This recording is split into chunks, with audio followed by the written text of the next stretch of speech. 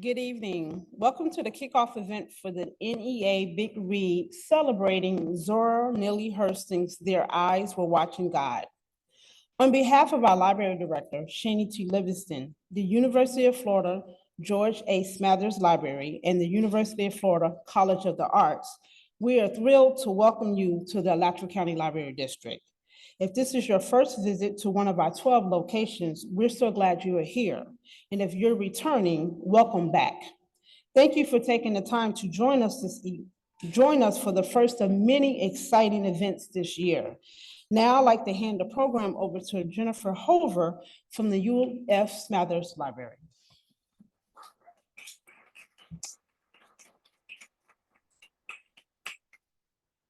Good evening. It's great to see such a wonderful turnout. Thank you all for coming tonight. As she said, I am Jennifer Hofer. I'm a librarian at the George A. Smathers Libraries at the University of Florida, and want to welcome you to our Alachua County Big Read Kickoff. From now through June, we're going to be celebrating Zora Neale Hurston's Their Eyes Were Watching God, and we are inviting all members of the community to join with us in this celebration. The Alachua County Big Read is coordinated through a partnership between the Smathers Libraries and the College of Arts, the University of Florida, and the Alachua County Public Library District.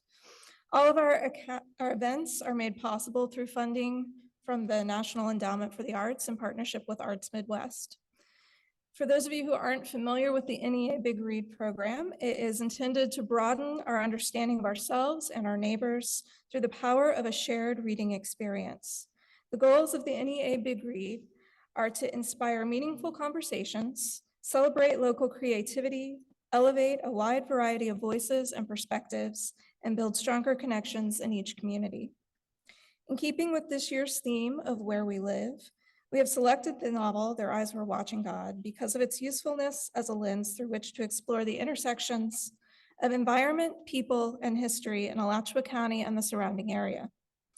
The novel offers a way to open doors to the university's archives, to the local community, to make Hurston's papers accessible to those who rarely come to the university campus, but who can claim ownership of this history.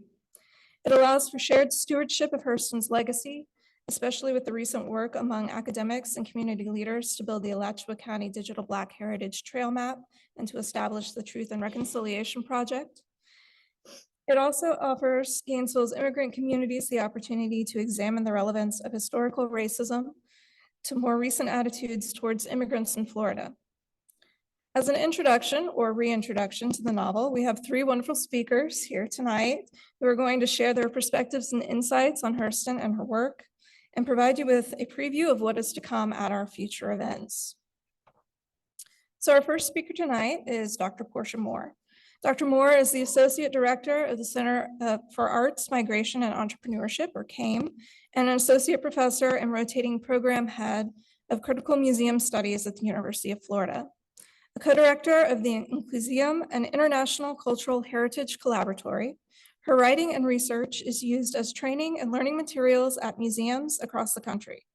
She is the co-creator of the Visitors of Color Project, a national counter-narrative project recognized by the American Alliance of Museums as a resource that seeks to highlight and share the lived experiences, insights, and reflections on modern museums from marginalized citizens.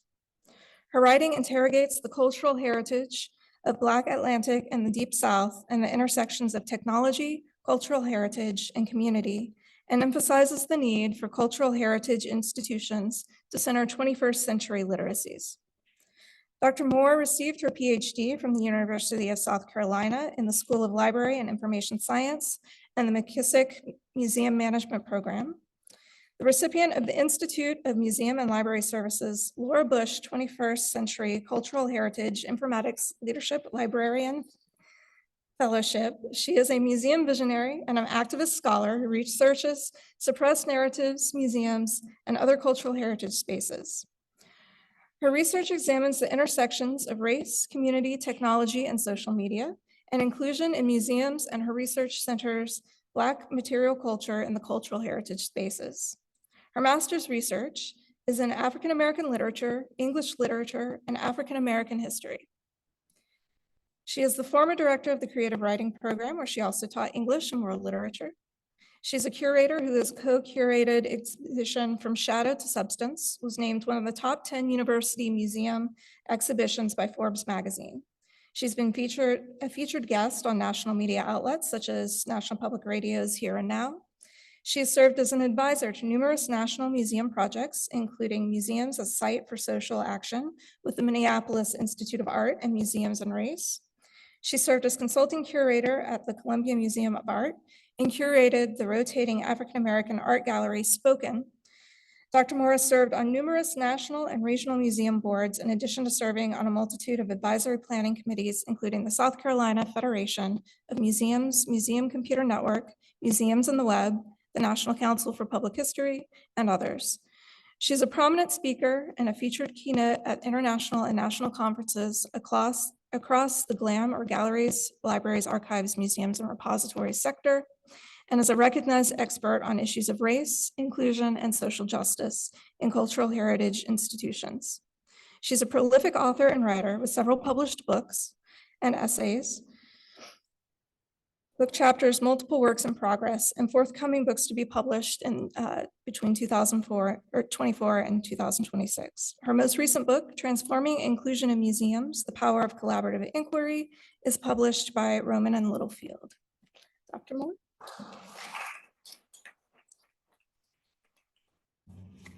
Thank you, Jennifer. All right, thank you so much, Jennifer. I fully intended for that bio to be much edited. Thank you. Thank you. So, is Stephanie here tonight? I don't know if I saw Stephanie today. So when I got the email from Stephanie about working on this project, I got super excited because, as Jennifer said, I used to be the director of a creative writing program. But also one of the reasons why I took the job here at the University of Florida is because I assumed that everywhere that I went, I would see Zora Neale Hurston's name. So I was expecting like Zora Neale Hurston Bridge, Zora Neale Hurston School, Library, whatever. That is not necessarily the case.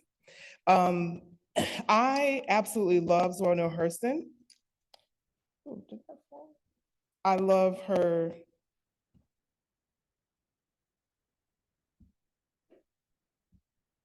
Thank you. I love her legacy. So Jennifer, I'm going to just repeat a few things that you said. Okay, so the first thing is, what is the NEA Big Read Grant? So as Jennifer said, it is an opportunity for us to create a shared reading experience. I'm someone who loves to be read to. I think it's like an amazing thing if someone reads to me. And so one of the things I'm super excited about is that we are, for the next 10 months, going to be in conversation as a community. So there will be book discussions, writing workshops, creative programming, and we are making sure that we are including local artists. And as Jennifer said, our theme is where we live.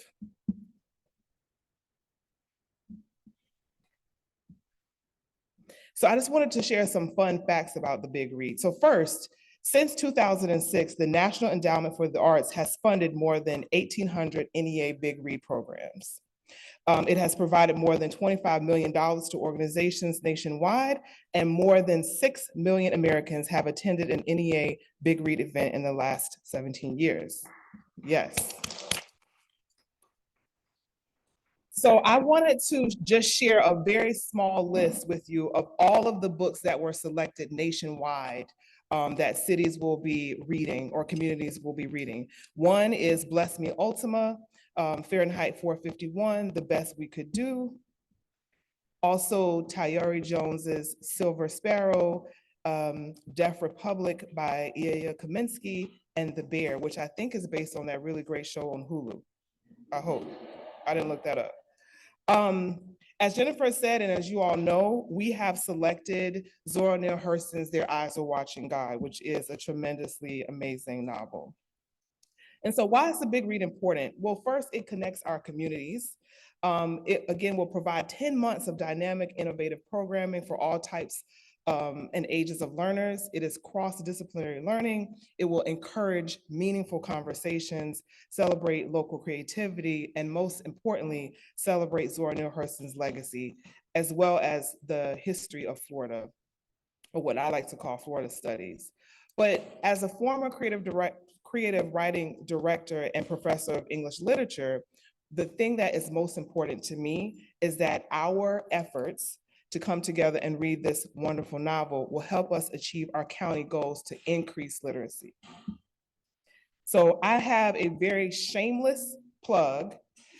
I want to shout out an organization, a local organization called Peak Literacy. If you don't know about Peak Literacy, I please ask you to take a picture, write it down.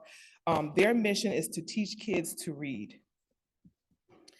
I just wanted to show this little slide that comes from Peak Literacy. We have a huge gap here in Alachua County. This slide shows that Alachua County has the highest racial achievement gap in the entire state of Florida.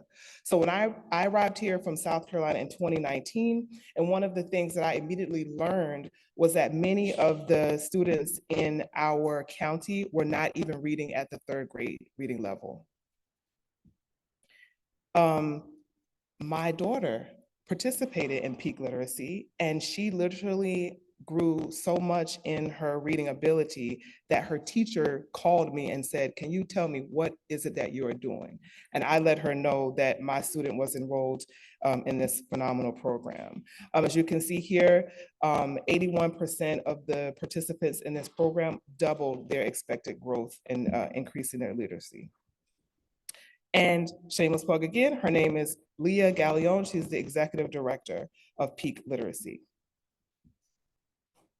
So the question I have for you tonight is, who is Zora Neale Hurston? So if you have an answer to that, shout it out. Who is Zora Neale Hurston?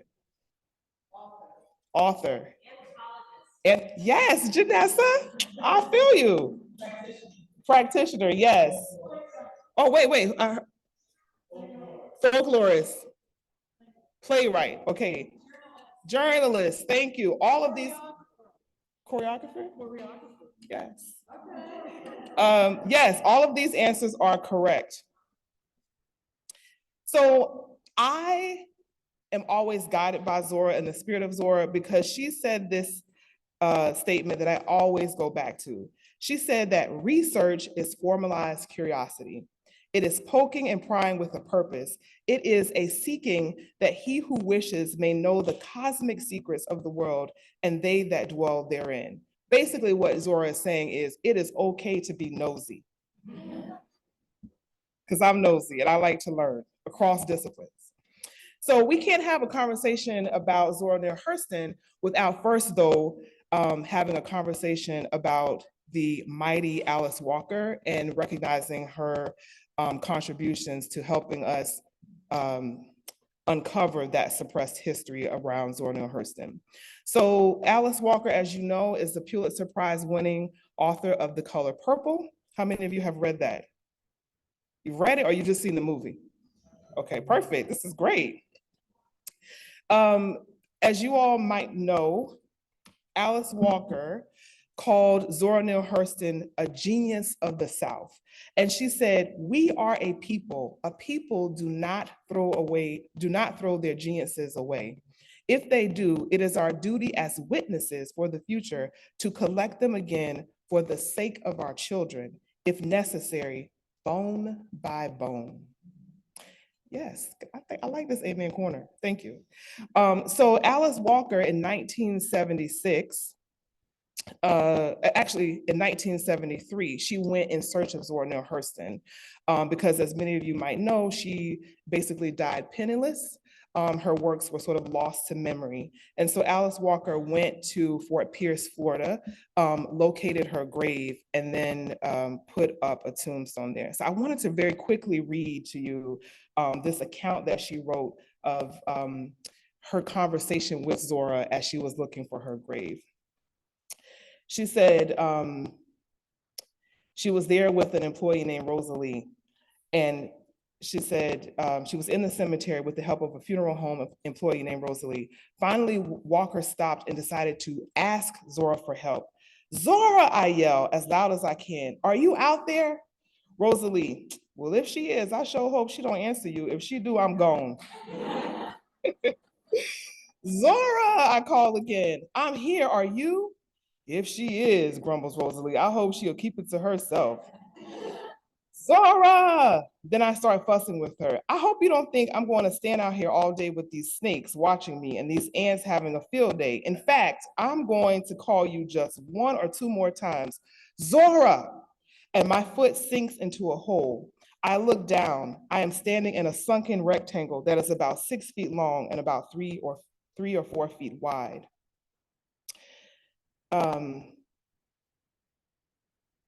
She says, and then I look down and I am standing in a sunken rectangle. Thus, Walker concluded that this was Zora's gravesite, since it was the only one located near the center of the cemetery. She then ordered the headstone that now identifies the final resting place of the genius of the South. Within a few years, an important biography of Zora, written by Robert Hemingway, Zora Neale Hurston, a literary biography, was published, and Zora's books began to reappear in the popular market. Thus, here we are in this moment as a community reading her work. So if you all shouted out to me, I think I heard all of these titles or names for Zora, and these again are all accurate. I wanted to very quickly though contextualize the novel. So Their Eyes Were Watching God was published in September of 1937, and Zora Neale Hurston wrote this novel in just 7 weeks. At the time that it was published, it was considered somewhat controversial. And in fact, it was panned by her Black male peers who were part of the Harlem Renaissance. And I'll share some things that they said about that in a minute. Their Eyes Are Watching God is considered a coming of age novel. But interestingly enough, in 2019, the BBC identified Their Eyes Were Watching God as one of the top 100 novels of all time. And the novel is set here in Florida. And I wanted to just read an excerpt from the novel. The wind came back with triple fury and put out the light for the last time. They seemed to be staring at the dark, but their eyes were watching God. So I want to talk now about the importance of Zora's legacy. One of the things that Zora said about her rationale for coming here to the Deep South and specifically to Florida is that she wanted to focus on the Negro farthest down. She was very, very interested in Black life here in Florida, and again, particularly within the Deep South. And one of the things that I think is important about her legacy is that she is a cultural archivist for the diaspora. So not just even here in the Deep South, but for places like Haiti, Jamaica, and Honduras. She is what I like to call a multi-hyphenate. And literally so much of the material that we have, particularly the material associated with Black history and Black life here in Florida, comes from Zora Neale Hurston. And it is a legacy that we need to make sure that we prioritize. Much of the work that she did here in the 30s was a part of the Works Progress Administration. This is another quote that I absolutely love from Zora Neale Hurston, and she says, "Sometimes I feel discriminated against, but it does not make me angry. It merely astonishes me. How can any deny themselves the pleasure of my company? It is beyond me." Yes.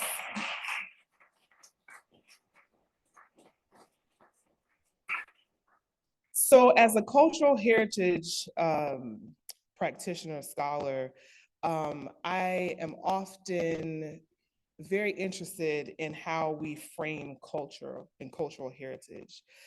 There's a really important work by Jennifer Freeman Marshall called "Ain't I an Anthropologist?" And I wanted to kind of lead with this work because many of us in the room often think about Zora Neale Hurston first as a novelist, but she is trained as an anthropologist. And I think that this work by Jennifer Freeman Marshall, if you have not read this work, it really does a beautiful job of framing her as an anthropologist and linking how the work of her being an anthropologist informs her work as a literary writer. So the thing that I wanted to also talk about in terms of Zora Neale Hurston is that she's a kind of different type of anthropologist, right? So she's a very hands-on, almost like action research, participant observer. And this is an image of her playing some drums, but she was someone who was like I need people to trust me, and they're not going to trust me if I'm not down in it with people. So I just wanted to share a couple of images. The other thing that I wanted to say about Zora is that she wrote one of probably the most definitive works on hoodoo in America, or voodoo practice in America.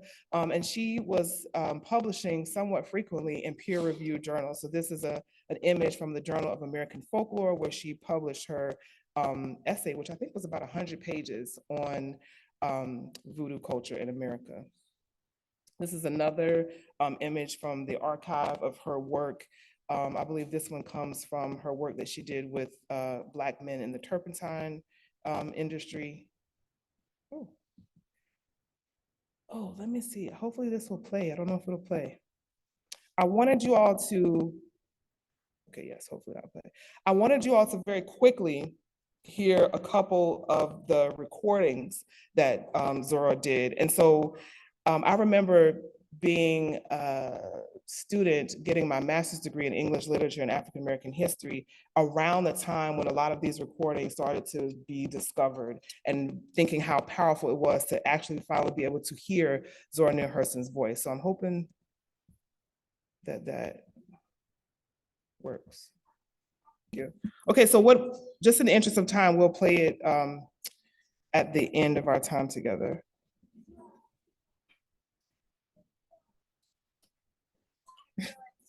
Okay. I was like, I can't find it. Ooh. Well, maybe that worked. So I will loop the Library of Congress recording so that you all can hear what Zora sounded like. It's absolutely fantastic, and you can access all of that for free online.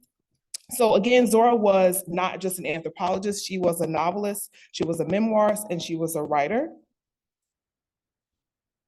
This is an abbreviated list. This is not a complete list, but just some of the novels that she's famous for: Jonas Gourd Vine, Their Eyes Are Watching God, Moses, Man of the Mountain, Seraph on the Suwannee. Seraph on the Suwannee is really important because it's the first novel that she actually wrote where she centered white characters. She wrote Mules and Men, a short story called Spunk. She wrote lots of really amazing short stories, plays, etc. I want to now talk about the critical reception. So as I mentioned before, her peers in the Harlem Renaissance very much rejected Their Eyes Are Watching God, even though it did get some critical acclaim in national media. One of the major complaints about Their Eyes Are Watching God, and if you have a copy right now in your hand, you can kind of look and see, one of the complaints about Their Eyes Are Watching God is about the language, right? So some people argue that, like, oh, nobody talks like that. She's sort of making a caricature of us. But I also think that it's very lyrical, and it's also very beautiful. And so in the next 10 months, I'm hoping to have conversations with many of you about how you feel about Zora's use of language. Her book is also somewhat controversial, and also some of her work, because of her politics, but also because she has very feminist views, right? And a lot of those views were outright rejected. Many Black writers felt that she was not taking her craft seriously. And this is one response that a Black writer wrote to her novel, Their Eyes Are Watching God. Basically, they panned it because it did not explicitly explore racial themes. Some people argue that it didn't even have a particular theme. It says, but Zora Neale Hurston said, I am not interested in the race problem, but I am interested in the problems of individuals, white ones and Black ones. She was sort of known also as a Republican. She criticized what she described as race pride and race consciousness, describing it as a thing to be abhorred. Essentially what she said is, as Black people, we have our own agency, that we need to decenter whiteness, and that we have whatever we need within us to make and build and shape our own worlds. And at that time, these sentiments were very sort of controversial. Otis Ferguson wrote, it isn't that this novel is bad, but that it deserves to be better. But the book shows Negro life in its naturally creative and unselfconscious grace. Carter G. Woodson, the creator of Black History Month, said that Their Eyes Are Watching God is a gripping story. The author deserves great praise for the skill and effectiveness shown in the writing of this book. The critic noted Hurston's anthropological approach to writing. She studied them until she thoroughly understood the working of their minds and learned to speak their language. The book that I also want to point out to you all that I think is really important in terms of like the depth of her work is a work that actually was finally published in 2001 in a collection called Every Tongue Got to Confess, Negro Folk Tales from the Gulf States. And essentially this is a collection of all of the short stories and just narrative heritage that she collected in her time, largely again here in Florida. So some themes around Their Eyes Are Watching God. If you look this up, there's some disagreement about this. I very strongly agree and argue that Their Eyes Are Watching God is a Black love story. It is not necessarily a story about race, but it is a love story. It's a love story between two characters, especially Tea Cake and Janie. It is one of the other themes, or some of the other themes include the idea of the beauty and challenges of Black rural life, documenting and understanding and appreciation of the Black Deep South, struggles and tensions within romantic relationships, humanity versus nature, issues around gender, colorism and beauty, and Black autonomy. Some resources that I have to plug. There are lots of really great books about Zora Neale Hurston. There's 4 that I want to call out. One is the collection edited by Alice Walker, I Love Myself When I Am Laughing. Flo, actually I have your copy. I have my own copy, but I stole Flo's copy a long time ago. Valerie Boyd is considered the quintessential Zora Neale Hurston biographer. This book, Wrapped in Rainbows, The Life of Zora Neale Hurston, is absolutely fantastic. There's another book that's absolutely beautiful. It's called Speak So You Can Speak Again, The Life of Zora Neale Hurston. And it's basically got like, it's like a pull-out pop-up book. It's got like archival replicas of letters and all these sort of things that you can pull out. It's a really beautiful book. Another book that I think is really important that was published in 2002 is Zora Neale Hurston, A Life in Letters. This book is about 900 pages, and it includes almost a lifetime of Zora's letters, her correspondence. It's absolutely fantastic. For those of you who are into multimedia, Oprah Winfrey in 2005 produced and created Their Eyes Were Watching God, the film starring Halle Berry. It's a good film. Some people don't like it, but I love it. But we're going to be watching it here as a community. So make sure you come to that. It's starring Halle Berry and Michael Ealy. So before I leave, I have some action-oriented tasks/asks. So first, Zora Neale Hurston is known for her book, Dust Tracks on a Road, which is her memoir. I'm going to ask you to go out onto your own dust tracks. I want to encourage you to seek new information about Zora Neale Hurston and do not continue to allow her to be mythologized. So what I sort of mean by that is every January, I look forward to Martin Luther King birthday, Memorial Weekend or whatever, but I also get nauseous because we have created a mythology around Martin Luther King that just doesn't even make sense. And so I like to learn as much as possible about who Dr. King actually is. And I think we, to some degree, do the same thing around important figures like Zora Neale Hurston. All the library folks on our team know that my favorite thing in life is the Libby app. If you are in this room and you have not downloaded the Libby app, please do that now before you leave. The Libby app is absolutely amazing. It's a free app. It allows you to have access to library books, and you can listen to it as an audio file, or you can download and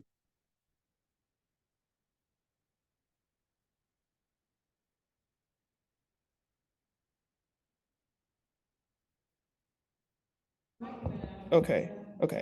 I also want to encourage you to create reading circles. So one of the things that we do well in the 21st century is that, well, let me back up and say, Bell Hooks argues that one of the things that we can do to learn better in the 21st century is to be in conversation.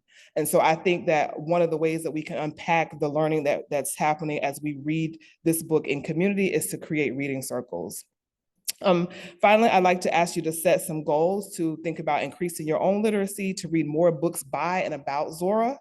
And please read Zora aloud to someone that you love, even if that means like a pet. Pets love to be read to.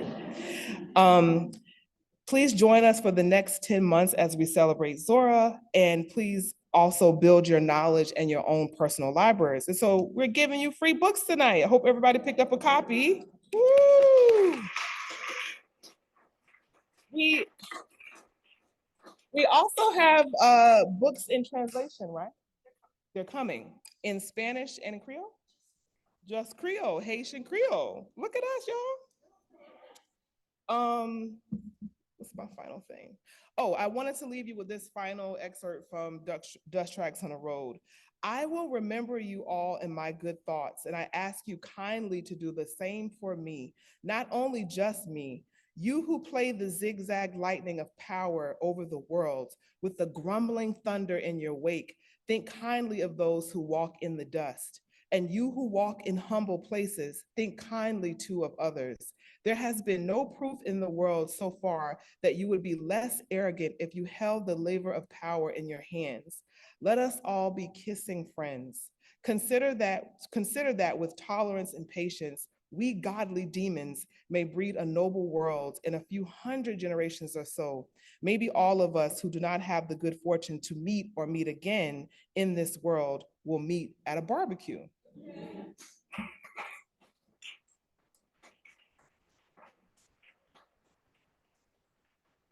So,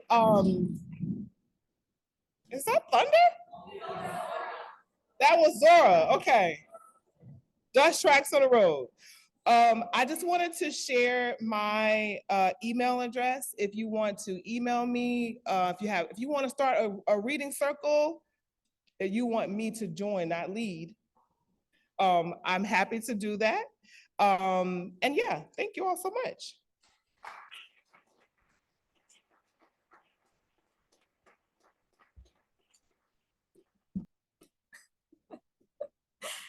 All right, so our next speaker is Dr. Jacque Micieli-Voutsinas. Dr. Micieli-Voutsinas is the department head, director of graduate studies, and assistant professor of museum studies at the University of Florida. She is critical geographer with research and teaching expertise on difficult heritage and places of terrorism broadly defined. Her research program explores the evocative power of places of difficult heritage to cultivate public emotion and generate a collective sense of community in the wake of traumatizing events. She is particularly interested in the pedagogical power of heritage landscapes to advance or impede social change. Drawing on anti-racist, queer, and feminist theories of intersectionality, affect, and emotion, her work on heritage landscapes critically interrogates dominant narratives of cultural memory and questions of historical justice. She has conducted research at the National September 11th Memorial and Museum, the United States Holocaust Memorial Museum, with additional community partnerships at other important sites of terror underway. Her work appears in artist catalogs and journals, including Environment and Planning D, Society and Space, Emotion, Space and Society, Geohumanities, Space, Place, and the Humanities, committees including Human Geography and a New Radical Journal, and Social Transformations Journal of the Global South, among other venues. She has also co-edited the Effective Architectures, More Than Representational Geographies of Heritage from Rutledge in 2020, and is currently co-editing an international handbook for Rutledge's Museum and Heritage Studies series. Jacque's book monograph, Effective Heritage and the Politics of Memory After 9/11, Curating Trauma at the Memorial Museum, has just been released from Rutledge. Jacque is an interdisciplinary scholar and has held previous academic appointments in American Studies, Women's and Gender Studies, and Peace Studies.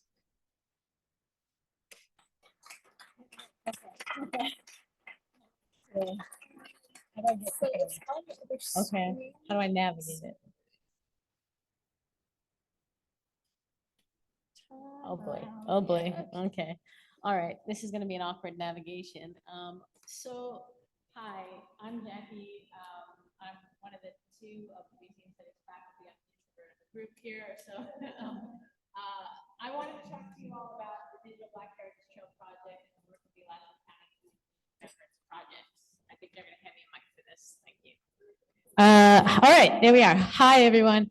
So the project I wanted to talk to you all about is really a community-centered project. So my contribution to this panel tonight is to tell you a bit about the work of the Alachua County Community Remembrance Project. This is a plug for an event that'll happen in the spring semester, probably in Black History Month, where we will invite members of the ACCRP to come and talk and hang out with you all and tell you about the projects and the work that they're doing. So when I moved to Gainesville in 2021, I got involved in the Alachua County Community Remembrance Project, and just part of the Gainesville subcommittee. And what this group is doing is they're part of the truth and reconciliation work that's happening in Alachua County to look at some of those figures that Dr. Moore cited at the beginning of her presentation, looking at racial disparities that are here in Alachua County, economic disparities, educational disparities, health disparities, and they're looking at the legacy of the Jim Crow era, post-enslavement, Reconstruction, post-Reconstruction, Jim Crow era, to look at how those histories have impacted Black communities here in Florida. And so the Alachua County Community Remembrance Project took up the charge for Truth and Reconciliation when they joined together in 2020. The organization is a community organization. It's a grassroots organization. It is multi-ethnic and multiracial and multi-generational. They've been doing this work for about 4 years, and they have been doing this work in partnership with the Equal Justice Initiative in Montgomery, Alabama. Has anybody heard of the Equal Justice Initiative in Montgomery, Alabama? Anybody been to the Legacy Museum or the National Memorial for Peace and Justice, also known as AKA the Lynching Memorial? So this is a fantastic organization. They've been doing work for prison abolition and prison reform in the state of Alabama, particularly looking at folks on death row who might not have had proper hearings and trials. And so they've been doing this important work, again, looking at the legacy of slavery in the United States and how it has produced things like mass incarceration today. What are the legacies and effects of that? So this group, the ACCRP, is actually part of the umbrella work of EJI, and their community call out to communities across the United States to do the work of truth and reconciliation. And so they do a couple of things. They look at the history of racial terror lynching in the United States, folks who were killed without a trial, without justice, and for many of whom history had forgotten. And they bring those names back forward, and they commemorate and memorialize the people who lost their lives as a result of racial terrorism. That's one of the things that they do. And the other thing that they do is work to educate the community about the ongoing racial disparities that are happening. When I joined in 2021, about a year in, we had an opportunity to apply for a grant, and we ended up getting a seed grant to do some work together over the last few years. And this is one of the things that we did together. So this is a free resource. It's available. It's truth.alachuacounty.us. It's all the history and the work of the Digital Black Heritage Trail and all the work that's happening at the county level for truth and reconciliation. I'll try to click through some of the websites here for you.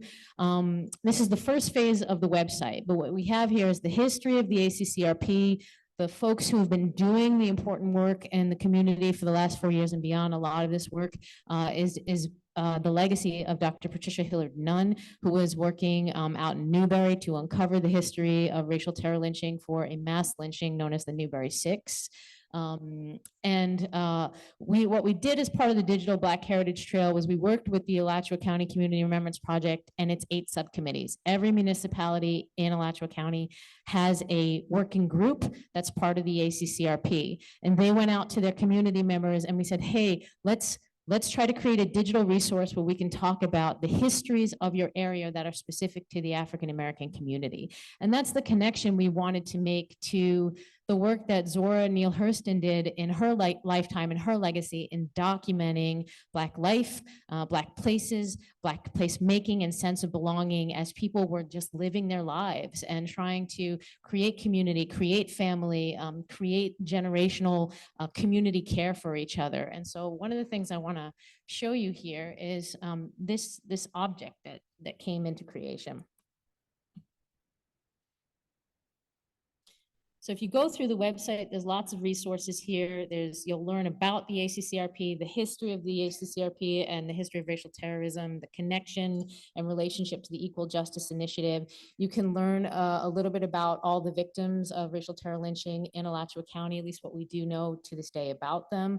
There are resources here for educators, trauma-informed resources. If you're teaching, if you happen to be a teacher or you're in a class and you want to bring some of those resources to do some work around these hard topics, those resources are there for you. And then here in the Digital Black Heritage Trail, if I can get the website to load successfully for us, we have a free resource as well. So we have a map that's been created. This is based on the community responses that we received from the subcommittees. We worked with the subcommittees and then the cultural resources in the area to confirm the histories that were available, whether they were oral histories, written histories that we could find and confirm these place-based histories. But we've documented over 140 places in the area that are very specific to the African-American experience and history. So broken down by municipality, you'll find them on the map. We worked with map designers to create the map. We worked with a web designer to create the website. This is the first rollout of the website. So we're hoping that over time, it'll be a little easier to navigate. So for example, if you scroll all the way down, all of those 140 places have a digital package that goes along with them. So for example, if we click on one, Waldo Historical Society. Eventually, an image will load. It's not quite friendly at this point. We want to make this interactive so it'll geolocate for you. When it does load, there it is right there. So the picture's still not there yet, but the history that was documented about the place also exists. So all 141 places have that digital package. Phase 2 is planned for the rollout of the website. The county IT folks are working on that. It's just been a bit delayed at the moment, so we haven't been able to update it. But when we do, we're hoping that it'll include a better interface so you can access those 140 places and photographs and place-based histories more easily. It will have some poetry by our poet laureate appear at some point on there as well. And we did some other work with the Alachua County Community Remembrance Project to create a permanent exhibit dedicated to the victims of racial terror lynching that is on permanent display at the Alachua County Administration Building. If you ever go into that site, it's open Monday through Friday, 9 to 5. And all of the soil collection jars that were ceremoniously gathered and collected at every lynching site or near lynching site in Alachua County to remember a victim of racial terror lynching is on display in those cases. And so we've been working with the community partners, with the ACCRP and the cultural resources in the area to keep documenting the history, to carry on the work of folks like Zora Neale Hurston, who not only in her life documented the histories of her community, but also painted these wonderfully vivid pictures of what these spaces and places felt like, sounded like, smelled like, the textures of them in the books and the writings that she left behind. So that's the contribution that I wanted to put before you all today. Yes. I can't wait to visit the website. To be honest with you, I'm a native Floridian, and I've lived in Gainesville for over 40 years, and I did not realize that we had this history here when I had heard, you better get right. When I had heard of lynching mobs and cruelty like that, and the KKK, I thought it was like, so far away from where we are here. And I'm so glad that now I've learned that, nope, it happened right here, and you better believe it.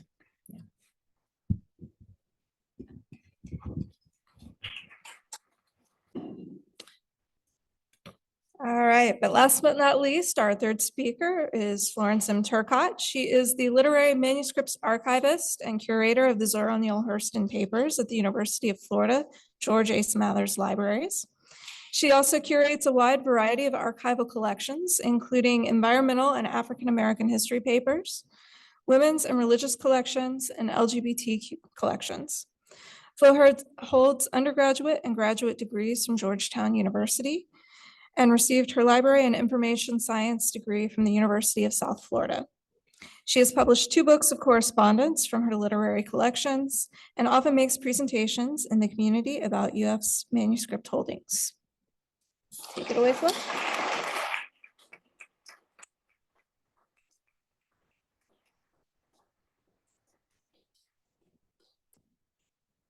Anybody ever ask you to describe badly your job?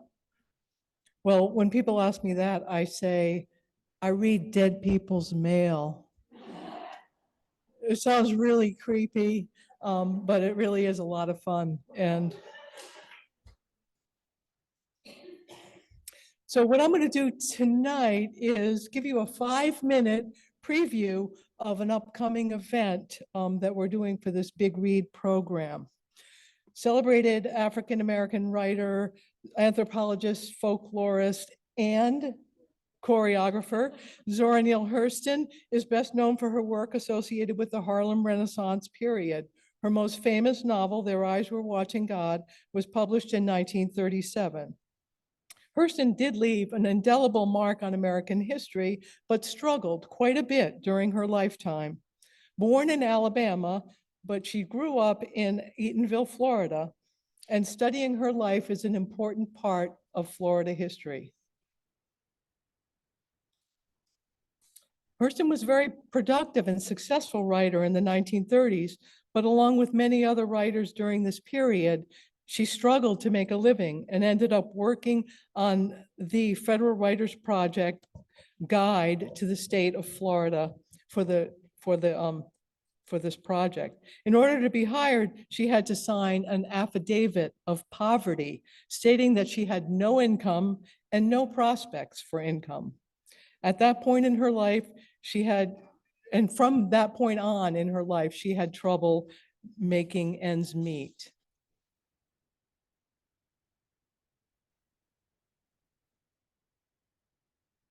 I'm the curator of the Zora Neale Hurston papers at the University of Florida. And today I will tell you a story of how manuscript materials can be rescued from destruction and live to tell an important story about American cultural, political, and literary history. The Zora Neale Hurston papers comprise the most heavily consulted literary manuscripts at UF. Researchers from many different countries and disciplines visit our repository to comb through her letters, documents, photographs, and manuscripts, including the unpublished Herod the Great typescript, which will be published next year, as a matter of fact. Many scholarly articles, books, and documentary films were produced using this collection. By the time Hurston died in relative obscurity on January 28, 1960, in a Fort Pierce hospital, she was broke, forgotten, and her books were out of print. Because of her indigence, Hurston had been designated a ward of St. Lucie County, and when she died, no one came forward to claim her effects. As such, her belongings were ordered destroyed. Her personal papers, manuscripts, and correspondence were dumped into a burn barrel and set aflame.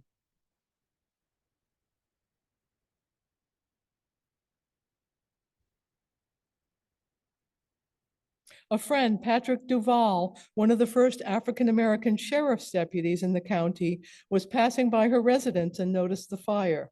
He stopped and put a garden hose into the burn barrel to put out the flames, thus saving an invaluable collection of literary documents for posterity.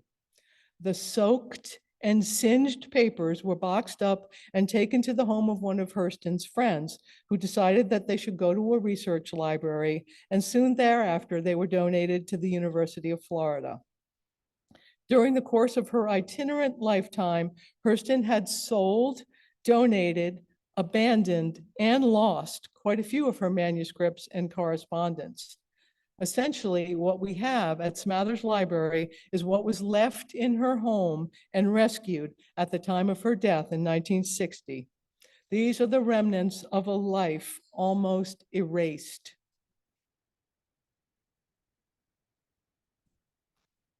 Here are some of the extremely fragile but accessible pages that we now can share with researchers, students, and all comers.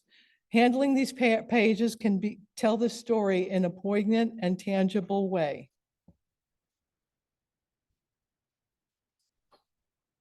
So other cultural heritage institutions besides the University of Florida, some of which are listed here, have other pieces of the puzzle that is Zora Neale Hurston's legacy, if you will, within their holdings.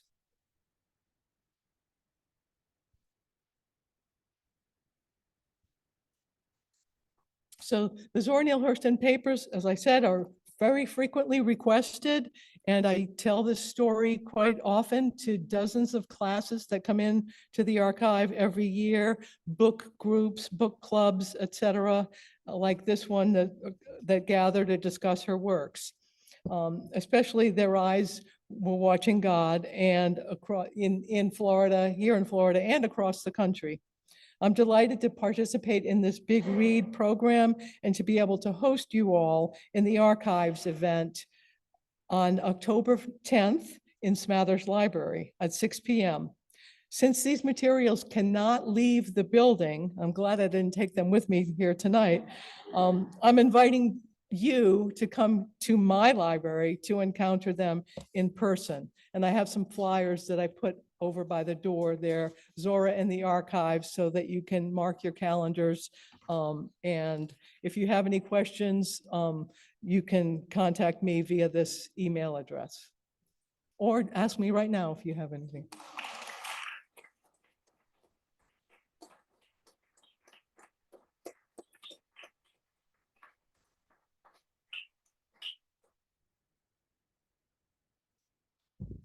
All right, so that ends our speaker portion, but we still have permission to use this room for a little bit longer. So I'm going to invite all of you, please, first of all, help yourself to refreshments in the back if you haven't done so already. Help us clear those refreshments out so we don't have to load them up and pack them away.